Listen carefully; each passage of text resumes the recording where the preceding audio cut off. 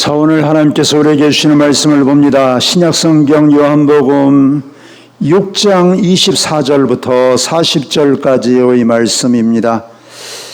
제가 가진 성경은 신약성경 152면에 있습니다. 교회 예배 시간 미리 오셔서 기도하시고 또 성경 찾아놓으시고 읽어보시고 그러시면 좋습니다. 자, 요한복음 6장 25절부터 40절까지 제가 하나님의 말씀을 받들어 읽습니다. 바다 건너편에서 만나 라비여 언제 여기 오셨나이까 하니 예수께서 대답하여 이르시되 내가 진실로 진실로 너희에게 이르노니 너희가 나를 찾는 것은 표적을 본 까닭이 아니요 떡을 먹고 배부른 까닭이로다. 썩을 양식을 위하여 일하지 말고 영생하도록 있는 양식을 위하여 하라. 이 양식은 인자가 너희에게 주리니 인자는 아버지 하나님께서 인치신 자니라. 그들이 묻되 우리가 어떻게 하여야 하나님의 일을 하오리까? 예수께서 대답하여 이르시되 하나님께서 보내신 이를 믿는 것이 하나님의 일이니라 하시니 그들이 묻되 그러면 우리가 보고 당신을 믿도록 행하시는 표적이 무엇이니까? 하시는 일이 무엇이니까? 기록된 바 하늘에서 그들에게 떡을 주어 먹게 하였다 함과 같이 우리 조상들은 광야에서 만나를 먹었나이다. 예수께서 이르시되 내가 진실로 진실로 너희에게 이르노니 모세가 너희에게 하늘로부터 떡을 준 것이 아니라 내 아버지께서 너희에게 하늘로부터 참 떡을 주시나니 하나님의 떡은 하늘에서 내려 세상에 생명을 주는 것이니라. 그들이 이르되 주여 이 떡을 항상 우리에게 주소서. 예수께서 이르시되 나는 생명의 떡이니 내게 오는 자는 결코 줄이지 아니할 터이요 나를 믿는 자는 영원히 목마르지 아니하리라. 그러나 내가 너희에게 이르기를 너희는 나를 보고도 믿지 아니하는도다 하였느니라. 아버지께서 내게 주시는 자는 다 내게로 올 것이요 내게 오는 자는 내가 결코 내쫓지 아니하리라. 내가 하늘에서 내려온 것은 내 뜻을 행하려 함이 아니요 나를 보내신 이의 뜻을 행하려 함이니라. 나를 보내신 이의 뜻을 내게 주신 자 중에 내가 하나도 잃어버리지 아니하고 마지막 날에 다시 살리는 이것이니라. 내 아버지의 뜻은 아들을 보고 믿는 자마다 영생을 얻는 이것이니 마지막 날에 내가 이를 다시 살리리라 하시니라. 아멘. 과거에 우리 서울 여의도 순복음교회 아주 유명한 조용기 목사님은 이런 말씀을 했어요. 복음이 뭐냐? 복음은 사람의 필요를 채워주는 것이다. 이렇게 말을 했습니다. 맞습니까? 좀 궁금하기는 하지요. 이 말이 무슨 말이냐?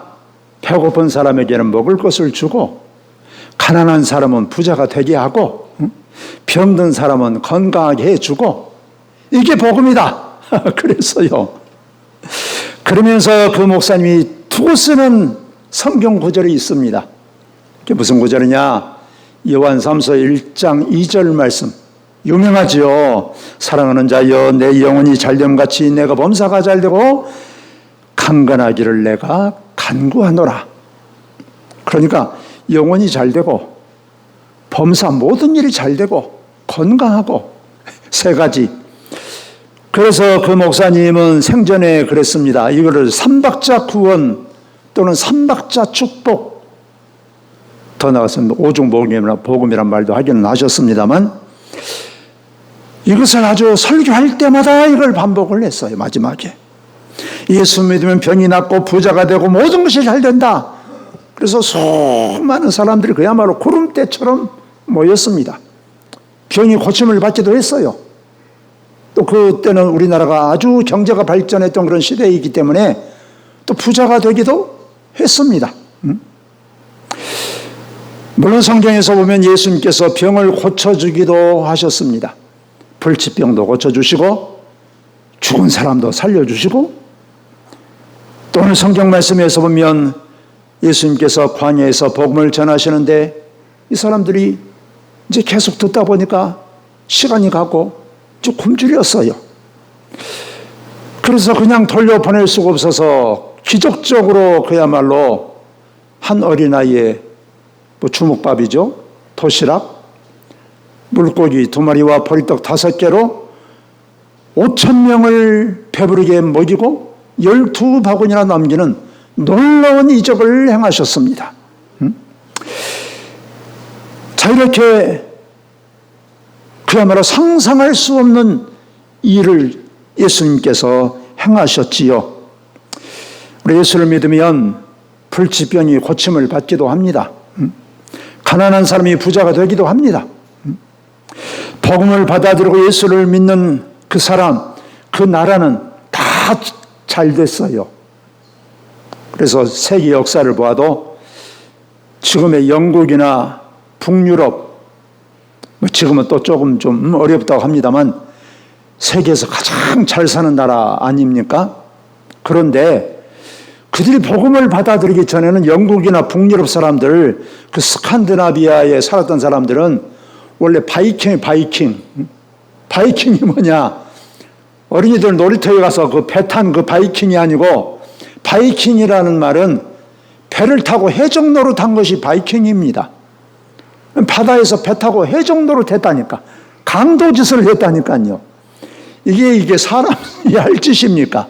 또 그 외에는 또 할 일이 없어. 이 사람들이. 이런 사람들입니다. 이런 민족, 이런 나라예요. 그들에게 복음이 들어갔습니다. 그러니까 어떻게 되겠습니까? 영국은 그야말로 해가 지지 않는 나라가 되었습니다. 미국도 어떻게 세워진 나라입니까? 청교도들에 의해서 세워진 나라가 아닙니까? 지금 미국이 세계에서 가장 부강한 나라가 아닙니까?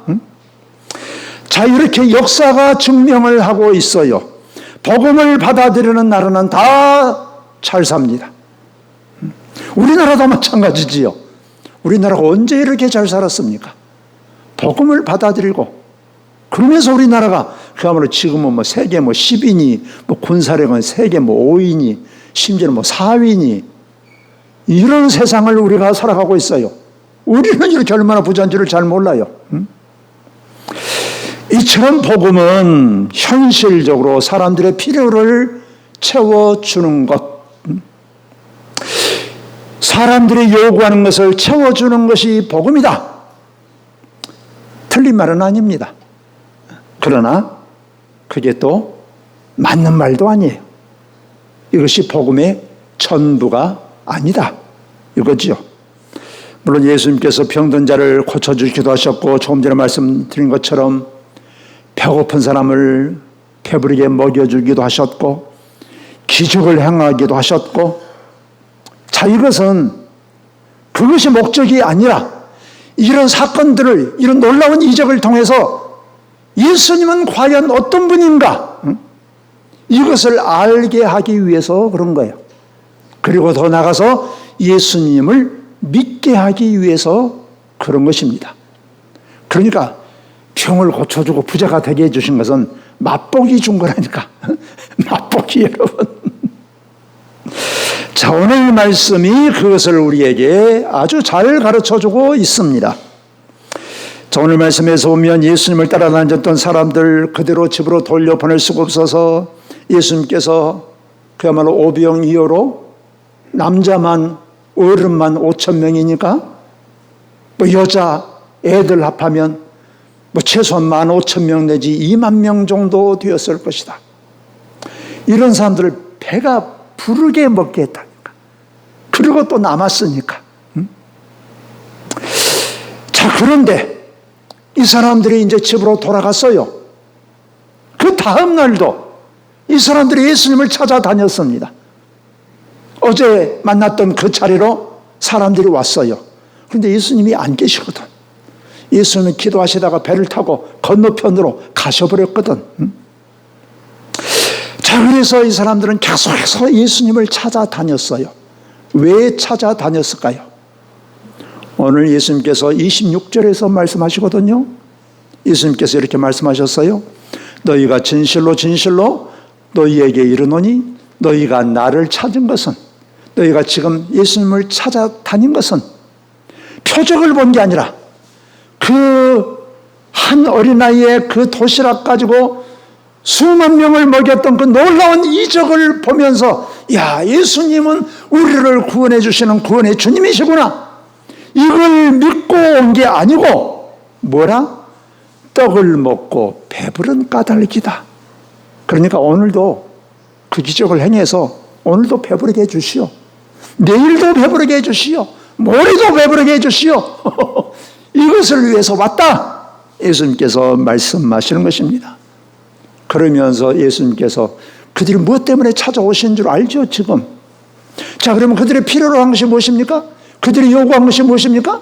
밥이요, 밥. 주먹밥입니다. 우리나라로 말하자면. 그러면 조용기 목사님 주장들 하자면 해줘야 될까, 들어줘야 될까요, 말아야 될까요? 또 어제처럼 이적을 행해서 배부르게 해줘야 돼요, 말아야 돼요? 해줘야지, 여러분. 그런데 예수님께서 어떻게 하셨습니까? 거절하셨어요. 아니, 얼마나 예수님을 지금 찾아 헤매서 겨우 만났는데, 아니, 예수님께서 그러면 왜 거절하셨을까? 어제처럼 할 수 있는 능력이 없어서 그랬을까요? 여러분, 그랬다라고 생각을 하십니까? 그게 아니지요. 어제 했는데 오늘이라고 못하겠습니까? 10번이고 100번이고 1000번이라도 할 수 있지요. 그런데 예수님께서는 그 이적을 행하시는 일을 거절하셨습니다. 그들이 필요로 하는 것을 채워주지 않았어요. 원하는 것을, 요구하는 것을 들어주지 않았습니다. 왜 그랬을까요? 오늘 27절에서 예수님께서 이렇게 말씀하십니다. 썩는 양식을 위하여 일하지 말고 영생하도록 있는 양식을 위하여 일하라. 이 양식은 인자가 너희에게 주린 인자는 하나님 아버지께서 인치신 자니라. 그러면서 쭉 예수님께서 말씀하시거든요. 내가 날마다 너희들에게 배부르게 채워준다고 할지라도 겨우 1년 지나고 10년 지나고 30년 지나고 50년 지나고 나이 들고 그러면 결국 죽는다. 날마다 너희들에게 먹을 것을 너희가 원하는 거 다 주어도 결국에는 어쩐다? 죽는다, 그 말이에요. 날마다 너희들의 필요를 채워줘도 결국은 죽는다.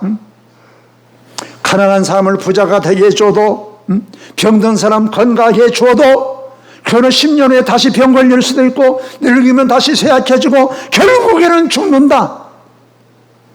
그런 것 내게 구하지 말고 영생하도록 있는 양식을 위해서 구해라, 말씀하는 거예요. 그래서 32절부터 35절에 보면 예수님께서 이렇게 말씀을 하십니다. 예수께서 이르시되 내가 진실로 너희에게 이르노니 모세가 너희에게 하늘로부터 떡을 준 것이 아니라 내 아버지께서 너희에게 하늘로부터 참떡을 주시나니 하나님의 떡은 하늘에서 내려 세상에 생명을 주는 것이니라. 그들이 이르되 주여 이 떡을 항상 우리에게 주소서. 예수께서 이르시되 나는 생명의 떡이니 내게 오는 자는 결코 줄이지 아니할 터이요 나를 믿는 자는 영원히 목마르지 아니하리라. 또 47절부터 50절에 이렇게 말씀하셨어요. 오늘 우리가 읽지 않았습니다만, 진실로 너희에게 이르노니 믿는 자는 영생을 가졌나니 내가 곧 생명의 떡이로다. 너희 조상들은 광야에서 만나를 먹었어도 죽었거니와 이는 하늘에서 내려온 떡이니 사람을 하여금 먹고 죽지 아니하게 하려는 것이니라. 너희들의 조상 이스라엘 백성들이 광야에서 40년 동안 살 때 그들이 농사 지었냐? 농사 지을 땅도 없어요. 그런데 모세가 너희들에게 날마다 그들을 먹여 살렸단 말이에요. 무엇으로? 만나로. 그럼 그들이 그럼 영원히 살았습니까? 두 사람이 광야에서 다 죽었어요. 날마다 먹었는데 왜 죽습니까? 그러니까 날마다 내가 너희들이 원하는 거 다 주어도 결국 어쩐다? 죽어. 하나님께서 우리가 원하는 기도 다 응답해 주시고 다 들어주셔도 우리는 결국 죽는다. 죽는다는 말이에요. 자, 그러면 왜 그러면 하나님께서 이것을 예수님께서 이 놀라운 이적을 행하셨을까? 조금 전에도 제가 말씀드린 것처럼 이것을 통해서 과연 예수님이 어떤 분이기에, 누구이기에 이런 일을 행할 수가 있는가? 요한복음 2장에서 보면 가나라는 마을에 혼인잔치가 있었어요. 포도주가 떨어지지 않았습니까? 잔치 기간에. 그러니까 난리가 났죠, 이게. 그래서 예수님께서 물로 포도주를 만들어 주셨습니다. 그 자리에서. 여러분, 술은 그 자리에서 만들어진 게 아니거든요. 발효 시간을 거쳐야 되니까 최소한 일주일, 보름 이상 가야 되는 것 아닙니까? 그런데 이 놀라운 이적을 행하셨어요. 이 놀라운 이적을 보고 나서 제자들이 그랬어요. 비로소 예수님을 믿었더라. 아, 예수님은 하나님께서 보내신 분이시구나. 보통 우리와는 같은 사람이 아니구나. 이 놀라운 사건을 통해서 예수님을 믿게 된 거예요. 우리 하나님께서 때로는 우리에게 기도의 응답을 들으시고 그야말로 때로는 불치병을 고쳐주시기도 하시고 놀라운 어떤 사건을 우리가 이해할 수 없는 그런 놀라운 일들을 우리가 경험하게 할 수 있어요. 이것은 물론 하나님께서 우리를 사랑하셔서 불쌍히 여겨주셔서 그럴 수도 있지만 이걸 통해서 과연 예수님이 누군가를 너희가 알아라. 그리고 이제 예수님을 붙잡아라. 주님을 따라라. 이러기 위해서 예수님께서 우리에게 놀라운 이적, 때로는 기도의 응답을 해 주신다라고 하는 것입니다. 자, 그러면서 예수님께서 말씀하셨어요. 그러면 도대체 어떻게 하면 됩니까? 했더니 예수님께서 27절에서 29절에서 이렇게 말씀을 해요. 29절에 보면 예수께서 대답하여 이르시되 하나님께서 보내신 이를 믿는 것이 하나님의 일이다. 하나님이 보내신 그를 믿는 것이 하나님의 일이다. 그럼 도대체 하나님이 보내신 이가 누굴까요? 예수님이죠. 그럼 하나님의 일이라는 것은 예수님을 믿는 것이 하나님의 일이랍니다. 그러면 도대체 하나님의 일은, 하나님의 소원은 무엇일까요? 하나님의 소원이 성경에서 보면 그랬습니다. 하나님은 모든 사람이 다 구원받기를 원하신다. 하나님께서는 이 세상의 모든 사람들이 다 이제 죄악에 빠져가지고 멸망으로, 죽음으로, 사망의 길을 걸어간단 말이에요. 그때로부터 하나님은 지금까지 쉬지 못하고 일하시는 하나님. 여러분, 하나님은 이 세상을 창조하시고 만족하셨어요. 만족하시고 보기에 너무 좋으시고 만족하시고 쉬셨어. 그런데 어느 날부턴가는 하나님께서 쉬지를 못해. 우리는 그래도 밤에라도 쉬지만 하나님은 하루 24시간 1년 365일 하나님은 단 한순간도 쉬지를 못해요. 그래서 안식일 날 예수님께서 병자를 고쳐주시면서 이렇게 말씀하셨어요. 아버지께서 일하시니 나도 일한다. 그러면 하나님께서 무슨 일을 할까요? 사람이 타락하고 죄악에 떨어진 이후로는 그때부터 다시 하나님께서 쉬지를 못해. 왜? 모든 사람들이 다 예수님을 알아서 구원받기를 원하셔. 다 구원받아서 하나님의 백성으로서 살아가는 것이 하나님의 뜻이야. 하나님의 소원이야. 그래서 이것을 이루시기 위해서 하나님은 하루 24시간 1년 365일 1분 1초도 쉬지를 못해. 우리는 쉬어도 하나님은 안 쉬어. 우리가 밤 12시에 기도해도 하나님은 들으신다니까. 여러분, 하나님은 잠을 안 주무시오. 졸지도 아니하시고 주무시지도 아니하시는 하나님. 그래서 하나님께서는 이를 위해서 하나님이 사람이 되셔서 이 땅에 오신 것입니다. 바로 그가 예수님이시요, 바로 하나님의 독생자. 자, 그래서 35절에 이렇게 말씀합니다. 예수께서 이르시되 나는 생명의 떡이니 내게 오는 자는 결코 줄이지 아니할 터이요 나를 믿는 자는 영원히 목마르지 아니하리라. 예수님께서 나는 생명의 떡이다, 나는 양의 문이다, 나는 길이다, 나는 진리다, 나는 생명이다, 나는 포도나무다. 이 말은 다 비유로 하는 말씀이지만 예수님이 아니고는 우리는 살 수가 없다, 그 말이에요. 예수님이 우리에게는 꼭 필요하다, 그 말이에요. 그래서 예수님 자신이 정말로 우리에게 꼭 필요한 분이라는 것을 알려주시기 위해서 여러 가지 예수님께서 말씀을 하신 것입니다. 이를 위해서 예수님께서 때로는 병을 고쳐주기도 하시고, 예수님께서 우리를 기도에 응답을 해주시기도 하시고, 때로는 우리를 부유하기도 하시고, 때로는 오히려 망하기도 하시고, 때로는 우리를 실패하기도 하시고, 때로는 우리를 넘어지기도 하시고. 왜? 그 목적은 하나야. 하나님을 더 알고 하나님을 따라서 살게 하시기 위함이요. 그래서 하나님께서 필요한 우리에게 재물도 주시지만 때로는 필요하면 주신 재물을 빼앗아가기도 하시오. 우리에게 건강을 주시기도 하시지만 때로는 우리의 건강을 빼앗아가기도 하시오. 병 들기도 하시오. 왜? 병 안 들면 하나님을 안 찾거든. 사람들이 실패하지 않으면 자기 잘난 맛으로 사는 것으로 착각을 하고 하나님을 찾지 않거든. 그러니까 망하기도 해. 그리고 부자가 되는 게 하나님의 목적이 아니다 이거예요. 하나님의 일은 어떤 것이냐?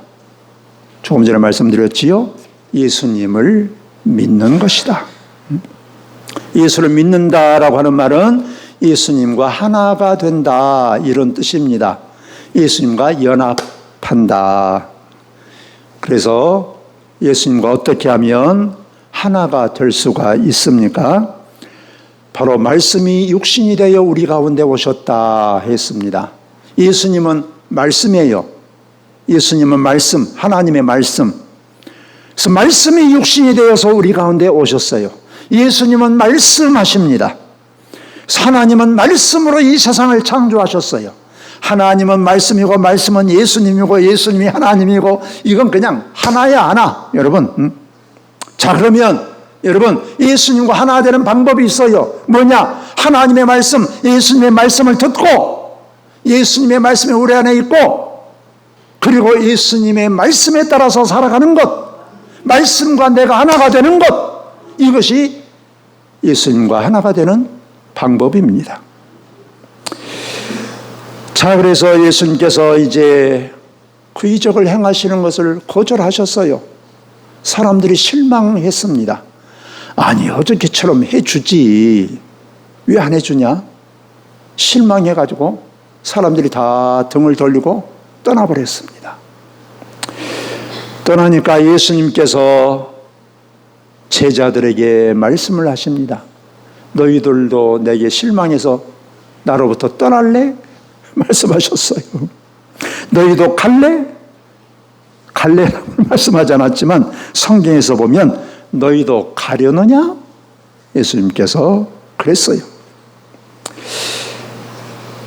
그러니까 예수님의 수제자 베드로가 이렇게 대답을 합니다. 주여, 영생의 말씀이 주께 있으니 우리가 누구에게로 가겠습니까? 주님은 영생의 말씀을 가지고 계시고 주님이 영생의 말씀인데 주님을 떠나서 우리가 어디로 가서 우리가 망하겠습니까? 우리 요한복음 15장에서 보면 예수님께서 포도나무 비유를 통해서 이렇게 말씀하십니다. 가지가 나무에 붙어 있으면 사는 것처럼 또 떨어지면 죽은 것처럼 내 말이, 예수님의 말이 너희 안에 있고 너희가 내 안에 있으면 무엇이든지 원하는 대로 구해라. 이 말이 무슨 말이에요? 예수님의 말씀이 우리 안에 있고 우리가 예수님 안에 있고, 그래서 예수님과 하나가 되어서 우리 예수님의 마음이, 예수님의 말씀이, 예수님의 생각이 우리하고 딱 하나가 되면 무엇이든지 원하는 대로 기도해라. 그 기도는 어떤 기도겠습니까? 주님의 뜻대로 하는 기도지요. 주님의 뜻대로 구하면 들으시리라 말씀하셨거든요. 그래서 예수 믿는다라고 하는 것은 예수님과 하나가 된다는 뜻이고 연합한다라는 뜻이라고 말씀을 했습니다. 이 말은 예수님의 생명의 말씀을 우리가 받고 믿고 따르고 말씀으로 살아가는 것을 말하는 것입니다. 그러니까 하나님의 말씀이 진짜 생명이다 이거예요. 밥이 생명이 아니고 우리가 돈이 생명이 아니고 진짜 생명은 영생은 하나님의 말씀이다 그 말이에요. 그래서 예수님께서도 40일 동안 굶은 다음에 이렇게 말씀하지 않았습니까? 사람이 떡으로만 밥으로만 사는 것이 아니라 오직 하나님의 입에서 나오는 모든 말씀으로 산다. 에스겔 선지자가 하나님의 말씀을 대언할 때 뼈만 남은 사람들이 다 살아서 군대가 되지 않았습니까? 하나님의 말씀이 역사하는 곳에, 하나님의 말씀이 떨어지는 곳에 생명의 역사가 일어난다 그 말이에요. 그렇다고 한다면 우리가 해야 될 것은 어떤 것입니까? 하나님의 말씀을 들어야 돼요. 받고 믿어야 돼요. 주님을 따르는 것입니다. 그러면 우리는 삽니다. 그런데 여러분, 그런데 우리가 얼마 동안 신앙생활을 하셨습니까? 사람마다 다르지요. 몇 년 하신 분도 계시고 수십 년 또는 일평생 하신 분도 계시고, 그렇다고 한다면 여러분, 우리의 믿음은 얼마나 성장을 했습니까? 예수님과 정말로 하나 되어가고 있습니까? 하나 되지 못했다고 한다면 그것은 무엇 때문이겠습니까? 몇 가지 이유가 있습니다. 오랫동안 신앙생활을 했는데 오늘 주님과 하나 되지 못해. 믿음이 자라지 않아. 작년이나 2년 전이나 10년 전이나 오늘이나 똑같아. 아니, 오히려 뒤로 물러가는 것 같아. 왜 그렇습니까? 첫째로는 말씀을 들어야 하는데 듣지 않아요.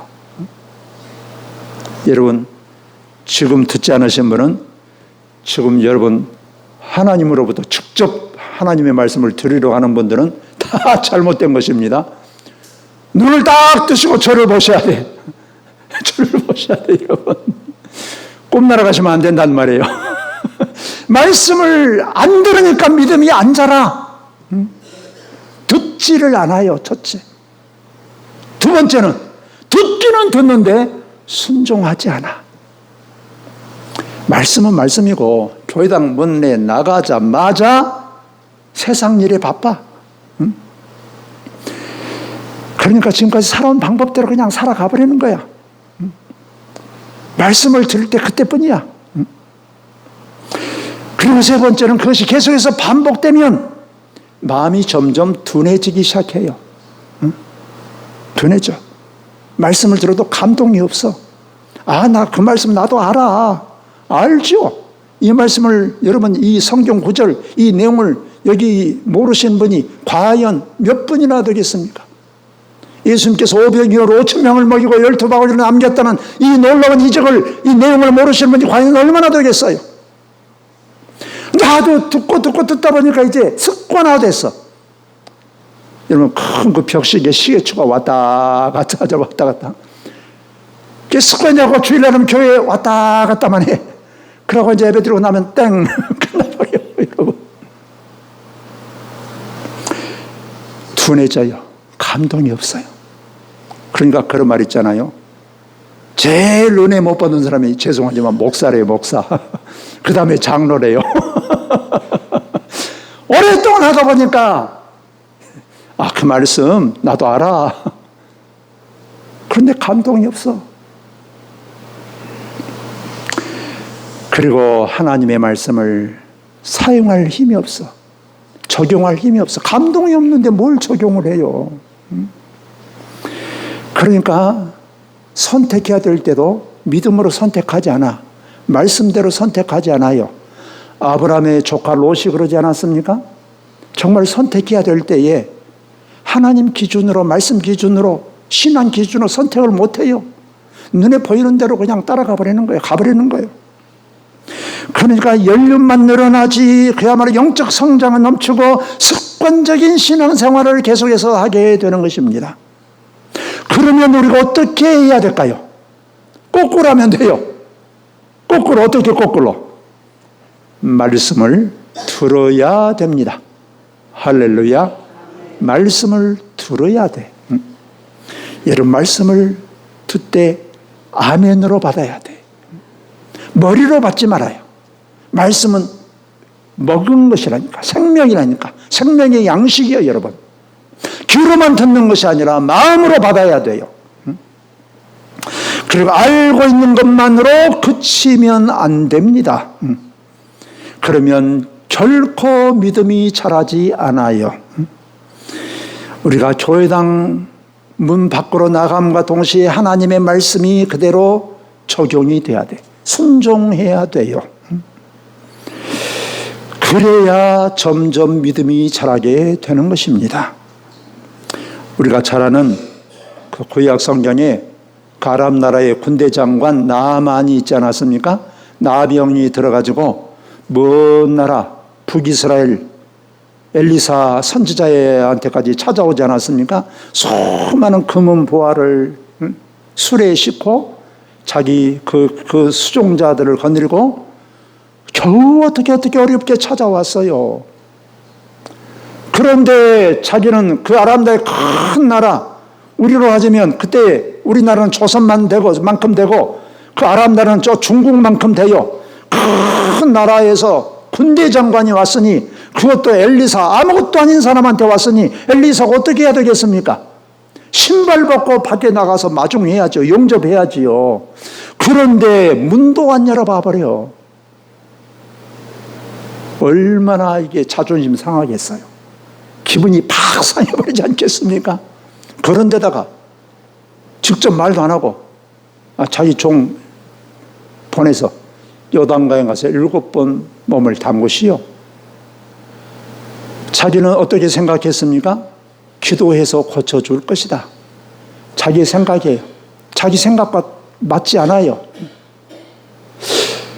그래도 이제 요단강에 가봤더니 요단강은 1급수가 아니라 3급수도 안 돼. 자기 나라 강물은 얼마나 한강처럼 깨끗한데 이게 요단강물은 가서 보니까 또랑물이야, 또랑물. 이런 데 가서 씻은다고 이게 낫겠냐? 상식적으로도 이게 말이 안 돼. 이게. 그러니까 자기 생각과도 다르지, 기분도 팍 상하지.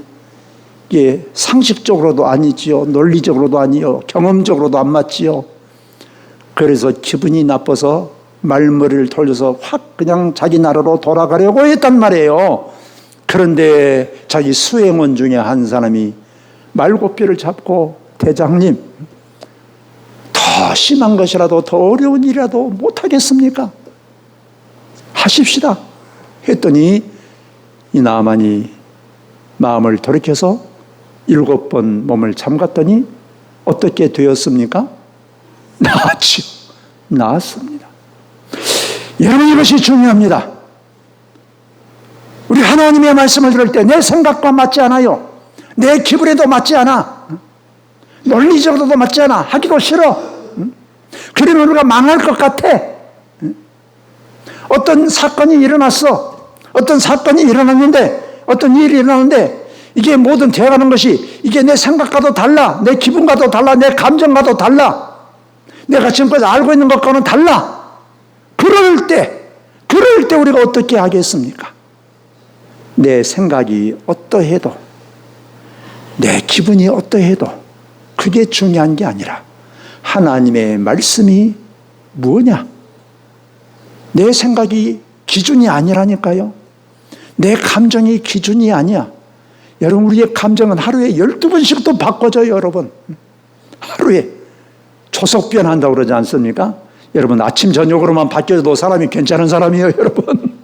초석변만 한 게 아니라 순간순간 여러분 어쩔 때는 12번도 바뀐다니까, 여러분. 내 감정에 우리가 붙잡히면 안 돼요. 내 생각이 옳은 대로 하면 안 돼요. 하나님의 말씀이 진리입니다. 하나님의 말씀이 생명이에요. 그 말씀을 붙잡고 내가 따라가는 거예요. 순종하는 거예요. 그러니까 우리의 생각도 중요하고, 여러분, 그렇지만 가장 중요한 것은 진리의 말씀이다. 하나님의 말씀이다. 여러분, 우리가 듣기만 하는 신앙에 머물면 우리가 안 됩니다. 우리가 말씀을 삶에서 우리가 적용하고 순종해야 되는 것입니다. 자, 한번 생각을 해보십시다. 과연 나는 신앙생활 한 지 얼마나 되었습니까? 그 연수만큼 실제 믿음도 자랐다라고 생각을 하십니까? 스스로 우리가 말씀을 읽고 적용하고 순종하면서 살아가고 있습니까? 그냥 내 생각이 옳은 대로 그냥 지금까지 살아왔던 방식대로 우리는 살아가고 있습니까? 어떤 문제가 생겼을 때 우리는 어떤 눈에 보이는 환경을 봅니까? 내 어떤 감정만을 생각합니까? 아니면 하나님의 말씀이 어떤 것일까? 하나님의 뜻이 어떤 것일까? 이것을 우리가 생각하십니까?